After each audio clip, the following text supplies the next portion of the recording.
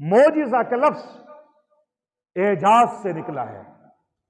एजाज आजिज करने को कहते हैं। मोजिजा भी उस खिरक की आदत काम को कहते हैं, उस खिलाफ आदत काम को कहते हैं जो फेल अल्लाह का होता है, पैगंबर के हाथ पे जाहिर होता है, उसमें असबाब को कोई दखल नहीं होता। मिन जानिबिल्लाह, वो पैगंबर के हाथ पे जाहिर होता है और वो मुकाबला करने से सारी इंसानियत को आजिज कर दे। उस काम को मोजिजा कहते हैं।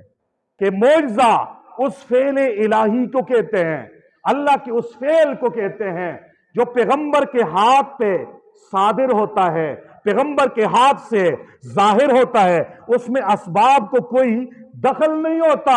इख्तियार अल्लाह का होता है, फेल अल्लाह का होता है, कुदरत अल्लाह की होती है। और ये मौजज़ा जाहिर इसलिए करता है ताकि उम्मत, ताकि इंसानियत पैगंबर को सच्चा मान ले कि वाकई बरहक नबी है, और दुनिया आजिज आ जाए कि हम नहीं कर सकते, ये कर सकता है, लिहाजा ये सच्चा नबी है, लिहाजा ये सच्चा।